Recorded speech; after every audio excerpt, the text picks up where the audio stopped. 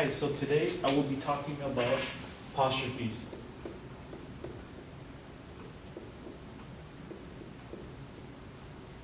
So many people have difficulty with this punctuation mark, and the best way to get used to apostrophe is to understand when and why they are used. And the two main cases are, one, to show possession,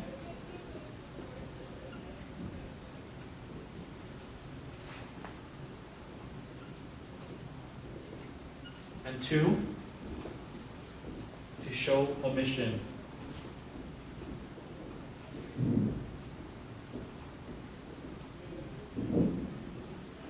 Right? So, for possession is to show that a thing or person belongs or relates to someone or something. So, for possession, example is Ben's party, and or dog's toy, which tells us that the toy belongs to the dog and it is Ben's party. Now for omission, it's to show letters or numbers have been omitted.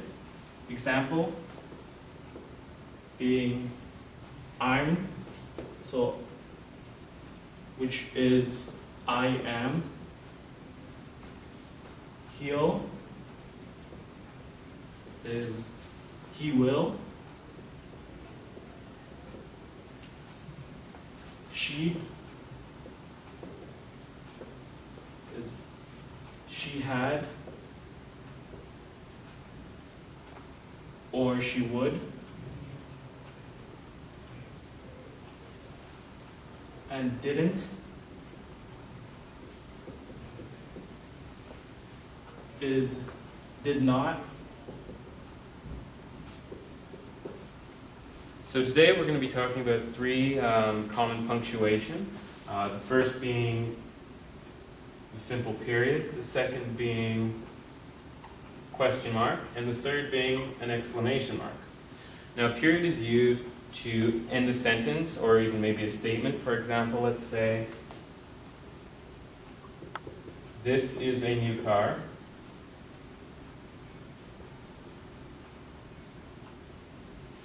By putting a period at the end of this sentence, this is a new car, you are stating that there is no, it's not a question, it's not something you have high feelings about. It is just, you are stating that this is a new car, this is the fact, this is a statement that you're making. It also ends that idea.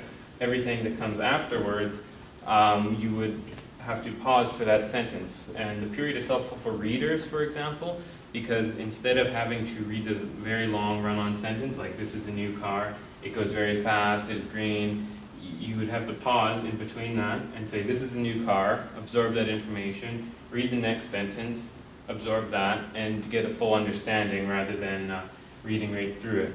As well, if you're speaking and you don't see a period, the period signifies a full stop as well when you're speaking, and without it, you have to just continuously keep on speaking in a long sentence, which would become a run-on sentence, which is not very good because you would run out of breath before you could ever finish it.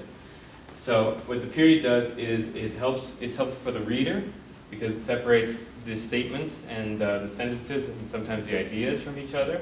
And it's helpful for the speaker because they won't have to continuously run on and speak about the whatever idea it is that is up on their piece of paper. And let's say that you weren't making the statement that this is just a car or that this is a new car. Let's say you're asking, this is a new car? This is where the question mark or interrogation point comes into play. Now, the interrogation point or question mark is actually used at the end of a direct question. Without adding the question mark, you have now turned that this is a new car, the statement, into a question. Now you're doubting, you're asking, this is a new car? The question mark signals to the reader that they must see this as the question. Without it, if I just get rid of the entire question mark, they will just read that this is a new car. This is what they will take in. versus what the person may be thinking or what they may want them to think that is going through their mind. And the question mark is something that we always have, is questions. And without it, we wouldn't have the change of inflection in our voice signaling that we're actually questioning something. It'd be very hard to differentiate between a question and just a sentence that you've just stated. Now, we're going to be talking about one of the most, well, maybe one of the most used ones, which is the exclamation point. Now, the exclamation point is used after an interjection or an exclamation. So let's say we have the sentence,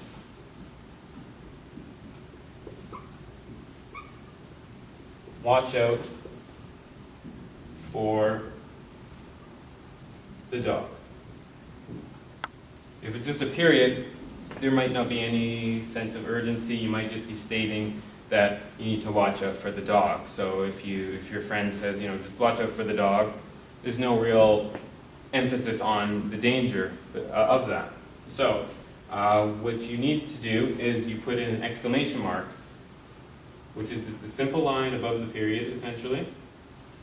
It's also called the exclamation point as well. This indicates a strong feeling or high volume.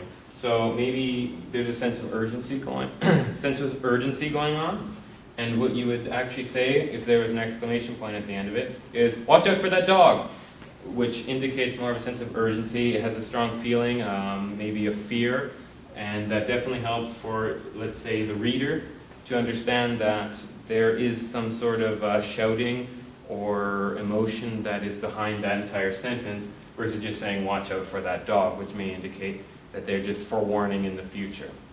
And just a little factoid, it's considered faux pas to have exclamation points and question marks all the time.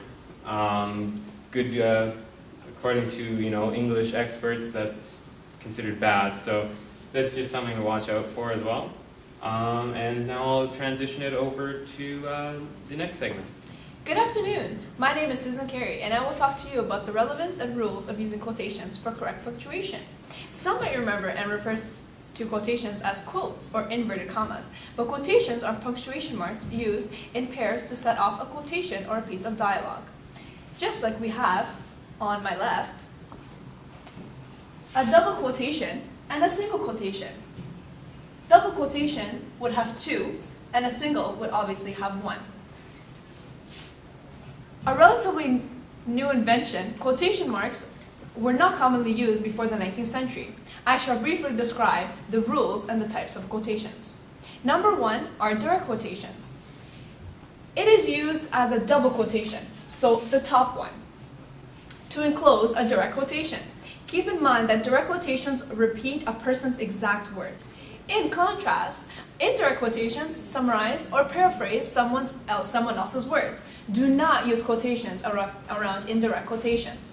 For example, when you quote someone's speech, such as, "Save our souls," you must put a double quotation. If you were to quote a quote from somebody else's saying, such as a person like Martin Luther King, you would also put quotations around his quote. Number two are quotations within quotations. This is when a pair of single quotation marks, such as the bottom one, is used to enclose a title or a direct quotation, or a piece of dialogue that appears within another quote. For example, this example on my left. I have never read much poetry, but I love the sonnet. This is a saying, as in, it's a piece of dialogue. That is why it has double quotations. However, the sonnet is referencing. So the sonnet has a single quotation. This would be an example of a quotation within a quotation because there are three quotations at the end. One single quotation and also the double quotation. Notice that these two separate quotation marks appear at the end of the sentence. A single mark to enclose its title and a double mark to enclose the direct quotation.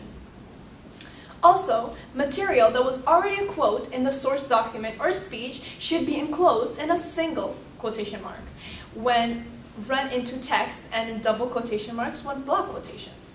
The same rules of punctuation apply. Unfortunately, there is a widespread misuse of quotations. As we have here, Robert said, please stop doing that. The quotation starts at Robert and ends at that. This is not a correct use of quotations. Reason being that the quotation starts at Robert. The quotation should start at please because that is when the dialogue starts. Thank you for tuning in today and viewing our presentation about punctuation. We talked about today Apostrophes. Periods, question marks, and exclamation marks. and quotations. And we hope you enjoyed our presentation and found it informative, and we hope you become better writers. Thank you so much. My name is Susan Carey, David Cottrell. Lock Tran. and have a good day.